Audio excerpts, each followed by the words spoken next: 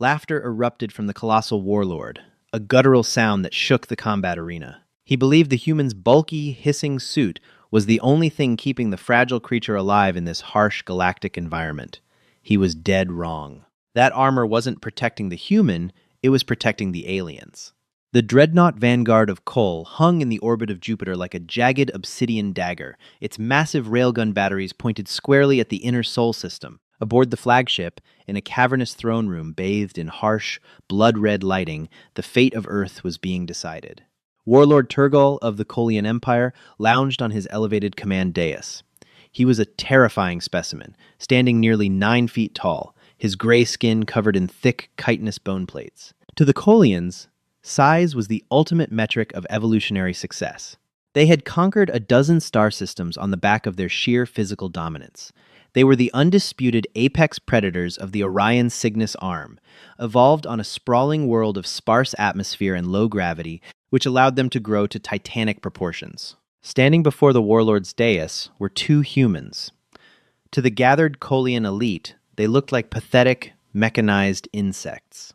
Captain Gregory Mitchell and Corporal Wyatt Jensen of the United Nations Space Command stood heavily in the center of the chamber. They were entirely encased in Lockheed Martin Mark IV diplomatic rigs.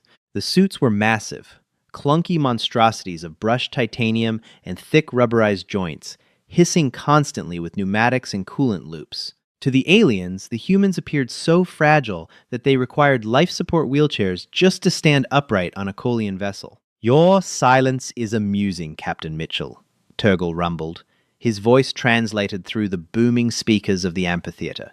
"But it will not save your homeworld. The Kolian armada has bypassed your pathetic outer defenses. We have disabled your orbital platforms. Earth is exposed." Mitchell, barely visible behind the thick, tinted polycarbonate visor of his rig, remained perfectly still. The servos in his suit whined slightly as he shifted his weight. "Warlord Turgal, we were sent under the flag of truce to negotiate a cessation of hostilities.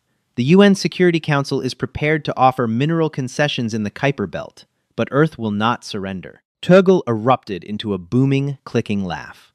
The sound echoed around the chamber, joined by the jeers of the hundreds of Kolian officers and champions lining the tiered viewing galleries.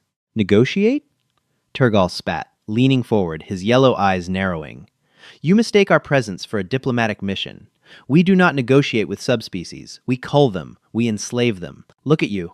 You are tiny, soft, and brittle. You require these pathetic metal shells just to survive the atmospheric pressure of my ship." It was a common misconception among the galactic community.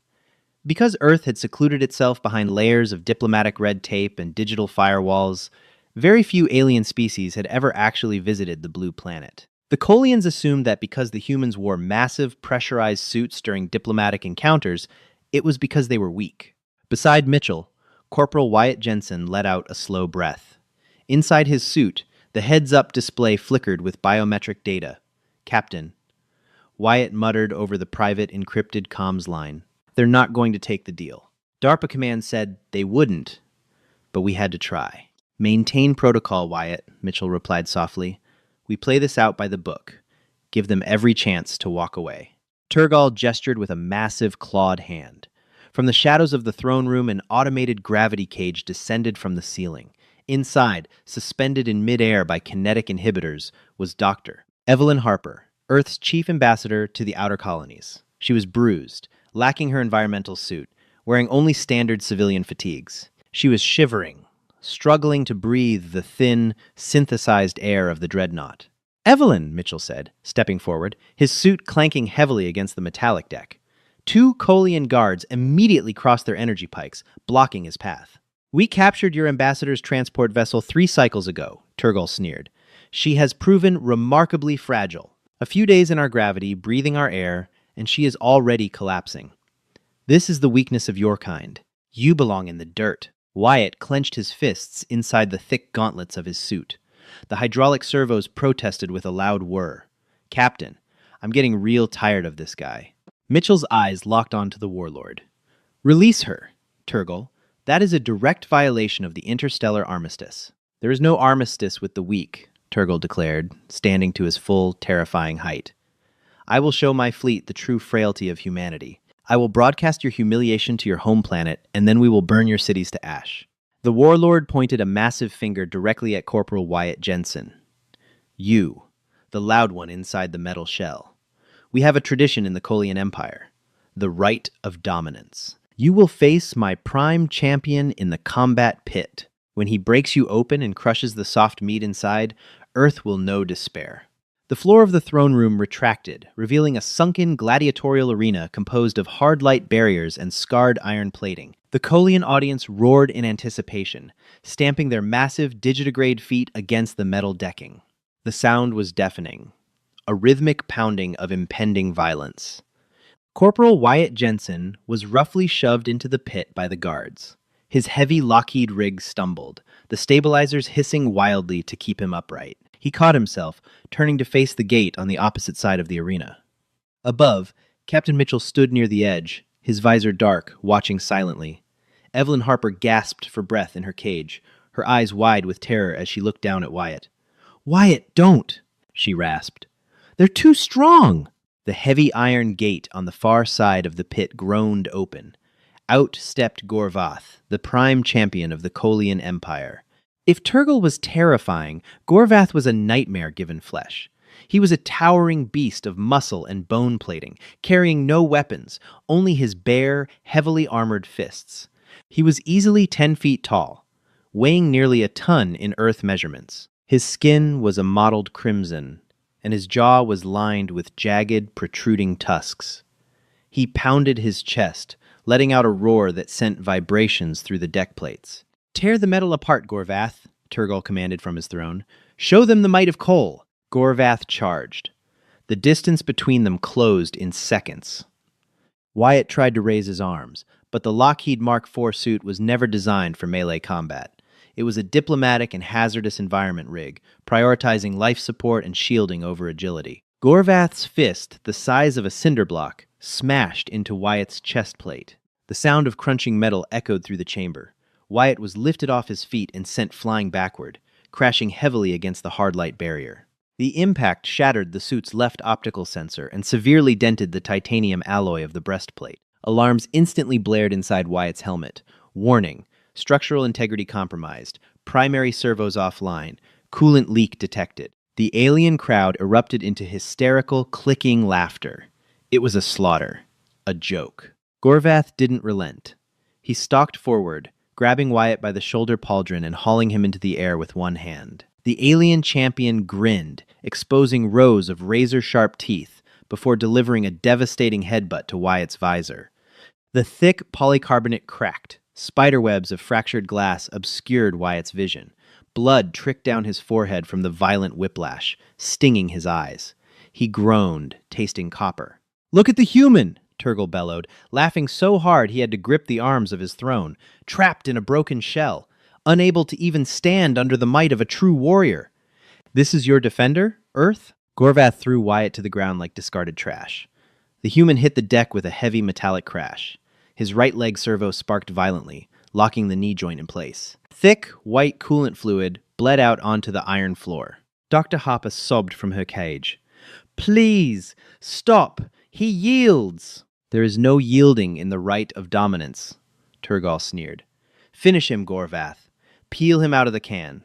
Inside the broken helmet, Wyatt blinked blood out of his eyes. He took a deep, ragged breath. He looked up at Captain Mitchell, who was standing perfectly still at the edge of the pit. "Cap." Wyatt coughed over the private comms. "The rig is shot. Right leg is fused. Life support is failing." "I see it, Corporal," Mitchell's calm voice replied in his ear. "We gave them the diplomatic option," Wyatt said, his voice dropping an octave, losing all traces of pain. "We did," Mitchell agreed. Under DARPA Protocol Goliath, Section 4. If a diplomatic envoy is engaged in lethal, unprovoked hostile action, and the Aegis containment rig is compromised, you are authorized to disengage environmental seals, Mitchell finished, his voice cold and hard as steel. "You are authorized to remove the limiters, Corporal. Show them why we wear the suits." A slow, feral grin spread across Wyatt's bloody face. He reached down to the heavy, glowing release latch on the center of his chest plate. To the Kolians, the suits were life support. They assumed humans were fragile, weak-boned creatures that needed powered armor to survive in a galaxy of giants. What the galaxy didn't know, what the UN had gone to great lengths to hide, was that Earth was classified as a Category 9 death world. Earth's gravity was crushing. Its atmosphere was thick, volatile, and highly corrosive, packed with dangerous amounts of oxygen. Humanity hadn't evolved to be delicate. They had evolved to survive a planetary meat grinder. Their bones were dense as concrete. Their fast-twitch muscle fibers were coiled springs of kinetic terror. The Lockheed Mark IV wasn't powered armor meant to enhance a human's strength. It was a weighted containment suit. It was built to deliberately restrict their movements, simulate Earth's heavy gravity, and dampen their strength so they wouldn't accidentally break alien diplomats in half when shaking their hands. "Understood, Captain," Wyatt said. With a sharp twist, Wyatt yanked the emergency manual override. A loud, piercing hiss echoed through the arena as the pressure seals on Wyatt's suit blew. Gorvath, who had been stepping forward to deliver the killing blow, paused. He tilted his head, watching in confusion as the heavy titanium plating of the human suit began to split apart. Turgal leaned forward, his laughter dying in his throat. "What is the creature doing? Has it chosen suicide?" "It is exposing itself to our atmosphere, Warlord," one of the Kolian generals shouted from the gallery. "The frail thing knows it cannot win. It prefers the quick death of suffocation." The massive chest plate of the Lockheed rig fell away, crashing to the floor with a heavy thud that actually dented the deck. Next came the heavy arm gauntlets, popping off with the hiss of dying hydraulics. Wyatt kicked his legs, violently shedding the thick, locked leg braces. Finally, Wyatt reached up and grabbed the shattered helmet. He pulled it off and tossed it aside. It rolled to Gorvath's massive feet. Wyatt stood in the center of the arena, wearing only a sweat-soaked, form-fitting black compression undersuit. Compared to the 10-foot, armor-plated alien champion, he looked absurdly small, barely 6 feet tall, with no natural weapons, no claws, no fangs. But as Wyatt took his first breath of the Kolian dreadnought's air, something changed. The air on the ship was synthesized for Kolian biology. It was incredibly thin, mimicking the high-altitude, low-pressure environments of their homeworld. To Dr. Harper, a civilian unaccustomed to athletic conditioning, it was suffocating. But to Corporal Wyatt Jensen, a Tier 1 Earth special operator, taking a breath in this environment felt like taking off a heavy backpack after a 20-mile march. Without the crushing 1G gravity of Earth pulling him down, without the 400-pound containment suit restricting his joints, Wyatt felt impossibly, almost terrifyingly light. He rolled his shoulders. His neck popped. He looked up at Gorvath and spat a mouthful of blood onto the pristine iron floor. "You talk entirely too much," Wyatt said, his voice easily carrying through the thin air. Gorvath roared, insulted by the tiny creature's defiance. The alien lunged forward, bringing both of his massive, club-like fists down in a devastating overhead hammer strike designed to flatten the human into paste. The strike hit the deck with the force of a bomb, shattering the iron plating and sending shockwaves through the arena. Dust and debris exploded outward. The Kolians cheered.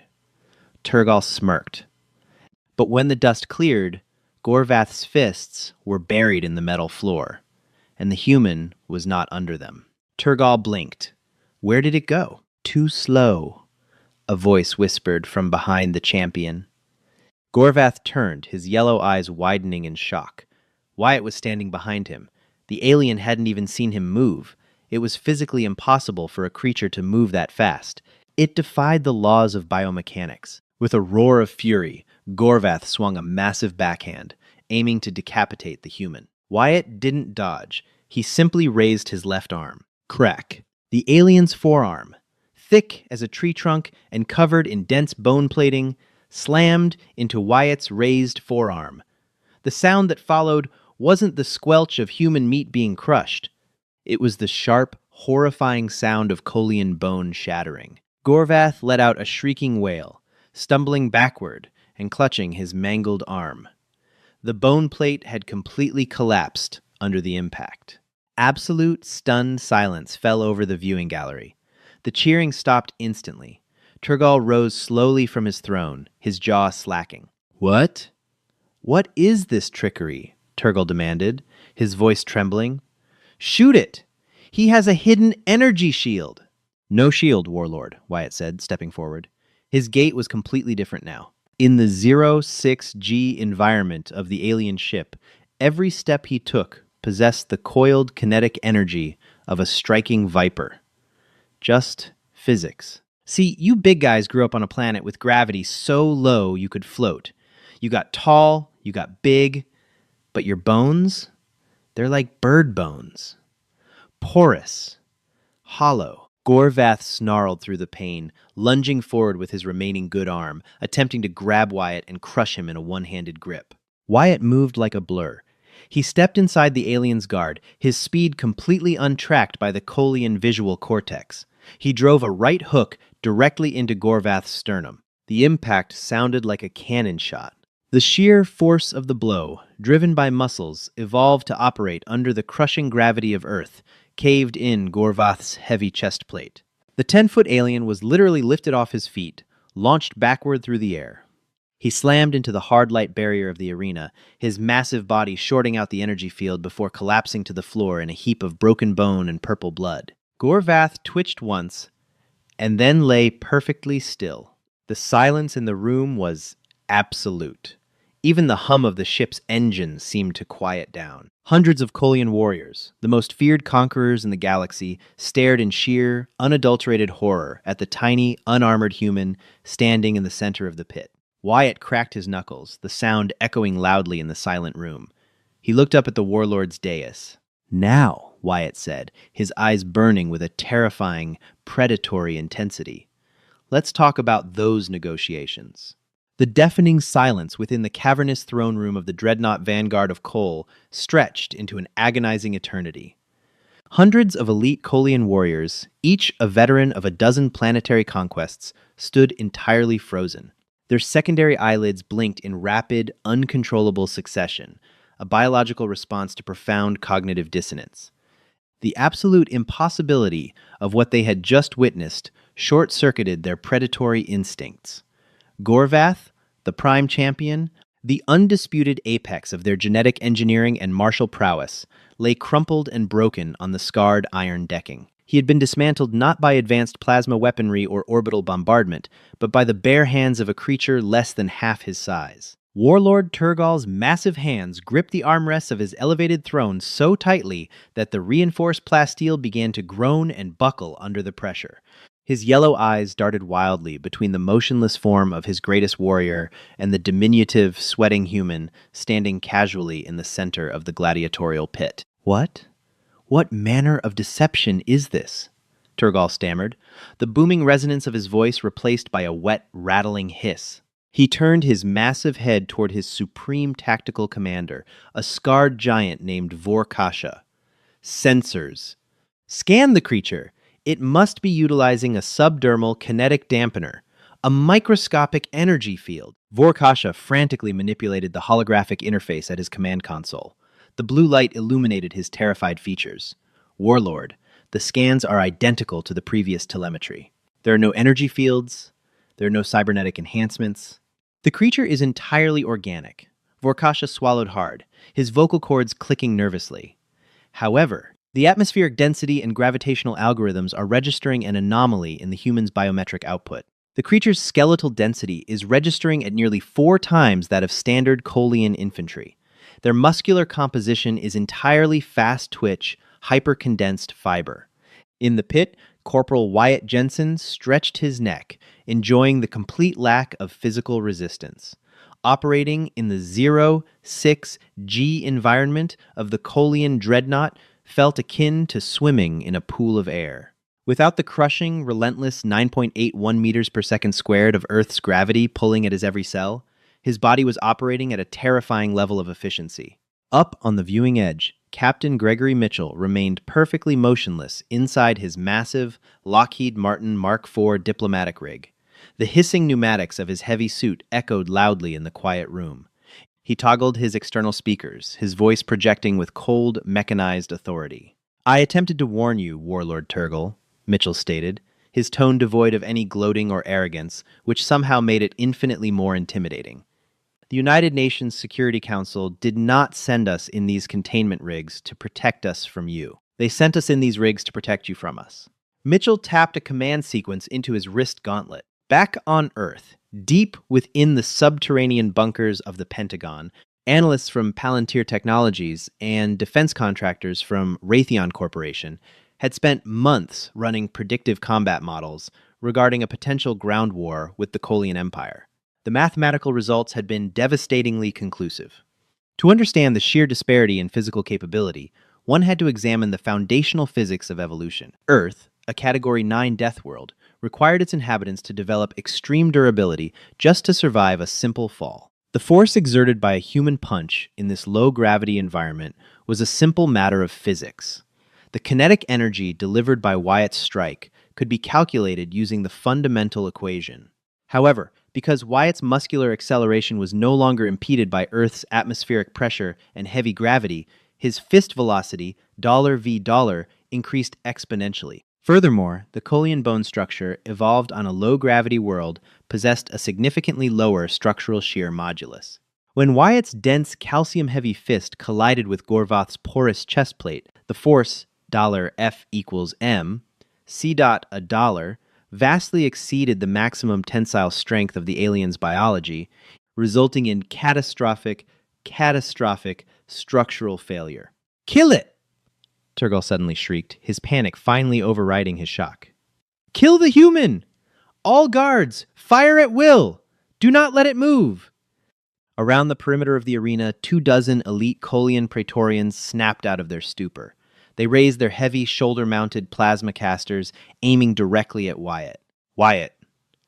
"Weapons free," Mitchell said calmly over the encrypted comms line. "Copy that, Captain," Wyatt replied, a dangerous grin spreading across his face. Before the first Kolian guard could depress the firing mechanism of his weapon, Wyatt vanished. To the alien visual cortex, accustomed to tracking the sluggish, lumbering movements of giant predators, Wyatt's speed was completely incomprehensible. He didn't just run, he propelled himself with explosive, concussive force. His dense boots shattered the iron decking as he launched himself toward the nearest cluster of guards. The first plasma bolt seared through the empty space where Wyatt had been standing a fraction of a second prior, striking the opposite wall in a shower of molten sparks. Wyatt reappeared amidst a squad of 5 towering Praetorians. He didn't bother with complex martial arts or intricate maneuvers. He relied entirely on the overwhelming advantage of Earth's evolutionary brutality. He drove a simple, brutal uppercut into the jaw of the closest alien. The impact produced a sickening crack that echoed through the chamber like a gunshot. The 9-foot guard was instantly lifted off the ground, his neck snapping backward, at a fatal angle before he collapsed into a lifeless heap. The remaining 4 guards roared in a mixture of fury and terror, attempting to bring their heavy rifles to bear in close quarters.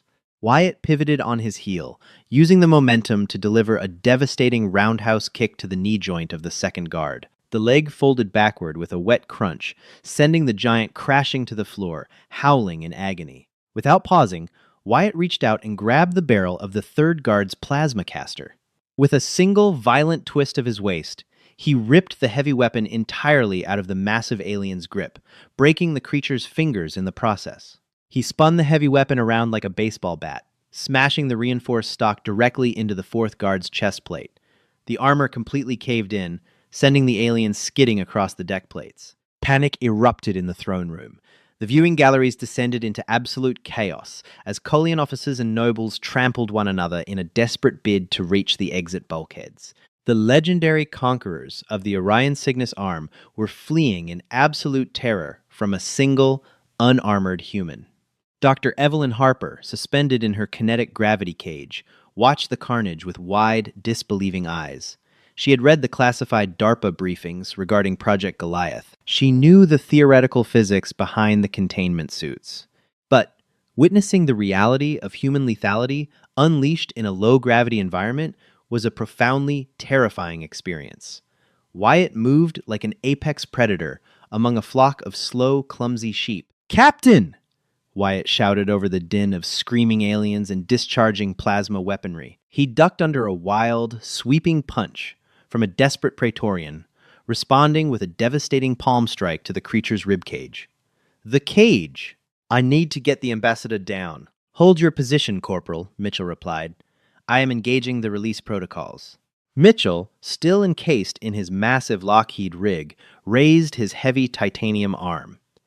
While the suit lacked agility, it was equipped with state-of-the-art electronic warfare suites developed jointly by the National Security Agency and Boeing's Advanced Defense Division. A localized electromagnetic pulse, highly directional, and calibrated to Collian frequency bands, fired from Mitchell's wrist projector. The kinetic inhibitors suspending Dr. Harper's cage sparked violently, then shut down.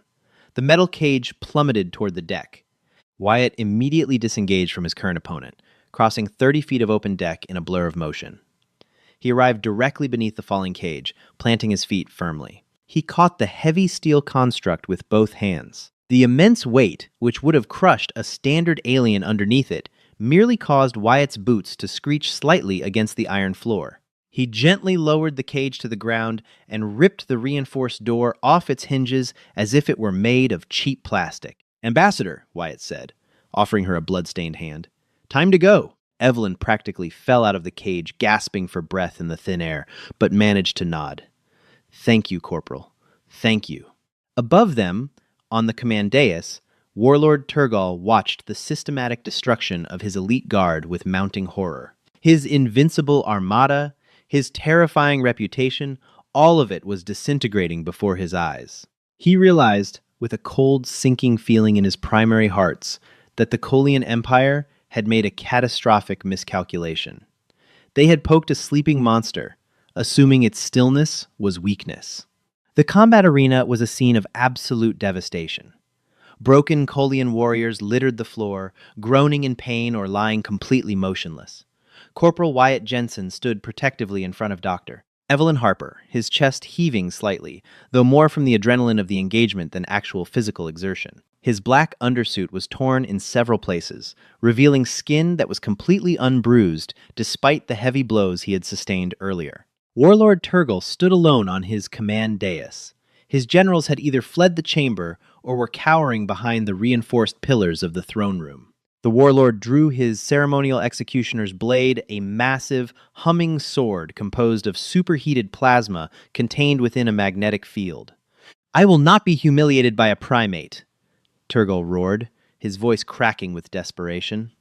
He leaped from the balcony, a drop of nearly 40 feet, relying on his biology and the low gravity to cushion his fall. He landed heavily, the deck plating groaning under his immense weight. He pointed the glowing blade directly at Wyatt. "I am the Warlord of Call. I have burned 1,000 worlds. I will sever your head and mount it on the prow of my ship." Wyatt didn't flinch. He gently pushed Ambassador Harper behind him. "Stay back, Doc. This guy is about to get really messy." Captain Mitchell, standing at the edge of the pit, finally moved. His heavy suit clanked as he took a step forward, the sheer mass of the rig shaking the floor. "Corporal, standard engagement rules. Do not terminate the hostile command structure unless absolutely necessary. We still require a signed treaty." "Understood, Cap," Wyatt replied, cracking his neck again. "I'll just soften him up." Turgal charged, swinging the massive plasma blade in a wide, horizontal arc designed to bisect the human at the waist. The heat radiating from the weapon was intense enough to singe Wyatt's hair even from several feet away. But sheer strength and a deadly weapon were useless if the wielder could not strike their target. Wyatt dropped effortlessly beneath the sweeping blade, the superheated plasma passing mere inches over his head. Before Turgal could reverse his momentum and bring the sword back around, Wyatt lunged forward, closing the distance instantly. He didn't aim for the warlord's armored torso. Instead, Wyatt targeted the structural weak points. He delivered a pinpoint, devastating strike to the radial nerve cluster located just beneath Turgal's right armpit. The warlord let out a bellow of shock as his entire right arm instantly went numb. His massive fingers spasmed, and the heavy plasma blade slipped from his grasp, clattering uselessly to the floor and burning a hole through the iron decking. "My turn," Wyatt growled. He grabbed the thick, chitinous plating of Turgal's chest armor with both hands. Using leverage, his superior bone density, and the incredibly coiled power of his Earth-adapted musculature, Wyatt literally lifted the 9-foot warlord completely off his feet. Turgal's yellow eyes widened in sheer, unadulterated terror as he found himself suspended in midair. entirely helpless against the unbelievable strength of the tiny human. With a guttural shout, Wyatt slammed the warlord down onto the deck. The impact was catastrophic. The iron floor buckled inward, creating a miniature crater. Turgal's heavy bone armor cracked in multiple places, spiderwebbing with deep fissures. All the air was violently forced from the warlord's lungs in a pained, whistling wheeze. Wyatt stepped onto Turgal's massive chest, pinning the giant alien to the floor. The human leaned down, his face mere inches from the warlord's terrified visage. "You called us soft," Wyatt whispered, his voice cold and menacing. "You called us brittle. Let me explain something to you, Turgal. Earth isn't a peaceful paradise. It's a meat grinder. Our gravity crushes our bones into steel. Our atmosphere is a toxic cocktail that forces our cells to adapt or die. We didn't build these suits to hide from the galaxy. We built them so we wouldn't accidentally break the rest of you fragile bastards in half when we tried to shake your hands." Wyatt pressed his boot down harder, causing the cracked armor beneath it to groan dangerously. "Now, you are going to sign the treaty. You are going to withdraw your armada from the Sol system. And if a single Kolian vessel ever crosses the Kuiper Belt again, we won't send diplomats in containment rigs. We will send our marines. Without the suits, do we have an understanding?" Turgal, gasping for breath, the sheer, crushing pressure on his chest threatening to collapse his primary hearts, could only manage a frantic, desperate nod. "Yes." The warlord gasped out, his pride utterly shattered. "We yield." The Kolian Empire yields to Earth. Captain Mitchell stepped down into the arena, his heavy suit moving with slow, deliberate purpose. He walked over to the defeated warlord and looked down through his tinted visor. "Excellent," Mitchell said smoothly. "Ambassador Harper has the datapad with the necessary digital signatures. I suggest you finalize the transfer immediately." As Turgal painfully reached up to authenticate the diplomatic surrender protocols on the ambassador's datapad, the dreadnought's primary klaxons suddenly began to wail. Blinking red warning lights illuminated the ruined throne room. Commander Vorkasha, bleeding from a superficial wound on his forehead, frantically yelled from the command console. "Warlord! Massive hyperspace signatures detected! Just outside the orbit of the gas giant." Turgal coughed violently, looking up at Mitchell. "What is the meaning of this? I have surrendered." "That," Mitchell replied calmly, turning to look out the massive viewport of the throne room, "is our insurance policy." Outside, in the cold, dark void of space, the fabric of reality tore open. Massive hyperspace translation windows bloomed like silent, violent explosions. From the swirling vortexes emerged the true might of the United Nations Space Command. These were not diplomatic vessels. These were heavy dreadnoughts, sleek, black, and bristling with railgun batteries and nuclear torpedo tubes.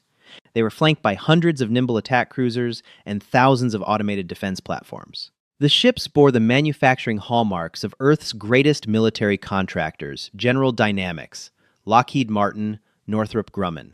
They surrounded the Kolian Armada in a flawless, inescapable tactical net. "We never sent a single ship, Turgal," Mitchell explained, his voice echoing in the quiet room. "We sent our entire First Fleet." They were holding in stealth formation, waiting for the outcome of this negotiation. "If you had killed the corporal, or the ambassador, you would not have survived the hour." Turgal stared out the viewport at the massive human armada, then looked back down at the tiny, unarmored human who was still standing with his foot planted firmly on his chest. The warlord realized that the Kolian Empire had not just been defeated, they had been spared. Humanity possessed a terrifying duality, the restraint to hide their devastating nature behind metal suits, and the absolute power to annihilate anything that forced them to take those suits off. "Protocol Goliath is concluded," Mitchell said, tapping his comms. "Fleet Command, this is Captain Mitchell. The Kolian Empire has accepted our terms. Secure the perimeter and prepare for diplomatic escort." Wyatt finally stepped off the warlord's chest, offering a mock salute to the terrified alien. He walked over to where his shattered containment suit lay on the floor. He picked up one of the heavy titanium gauntlets, tossing it lightly in his hands. "You know, Cap," Wyatt said, grinning. "I think I'm going to need a new rig. This one is looking a little worse for wear." "The taxpayers of Earth will be thrilled to cover the expense," Corporal Mitchell replied, turning toward the exit. "Let's go home. The gravity here is giving me a headache." As the three humans walked out of the ruined throne room, leaving the broken Kolian elite in their wake, the galaxy fundamentally shifted. The Kolians, the apex predators of the stars, had learned a valuable lesson. Never judge a creature by the armor it wears. Because sometimes the armor isn't meant to keep the universe out. Sometimes it's meant to keep the monster in. If you enjoyed this thrilling sci-fi HFY adventure, please hit that like button, subscribe to our channel, and share this video with your fellow science fiction fans. Your support helps us create more epic tales of humanity, showing the galaxy what we are truly made of. Drop a comment below, letting us know what you thought of Corporal Wyatt's incredible fight, and ring the notification bell so you never miss another epic upload. Thanks for watching, and stay tuned. Hi, my name is Tran Truong, the owner and manager of Palace Truths. After watching the video, the alien warlord laughed at the tiny human. Then the human ripped off their armor, HFY. I'd really like to know what you think. How did this story make you feel? For me, the strongest feeling was satisfaction mixed with surprise. What began as a story about intimidation and appearances slowly turned into a reminder that strength isn't always obvious at first glance. The moment the assumptions about humanity were challenged, completely changed the tone of the story and made the outcome feel earned rather than predictable. I'm curious which scene stood out most to you. Was it the Warlord's confidence at the beginning, the reveal of what the containment suits were really for, or the final negotiation after everything changed? And if you were in the alien's position, do you think you would have made the same mistake of judging someone based only on what you could see? One lesson I took from this story is that people are often more capable than they appear. In everyday life, it's worth taking the time to understand someone before deciding what they can or can't do. If this story gave you something to think about or simply entertained you for a while, feel free to share your thoughts in the comments. And if you enjoy HFY stories about resilience, hidden strength, and human determination, consider liking the video or subscribing if it feels worthwhile to you.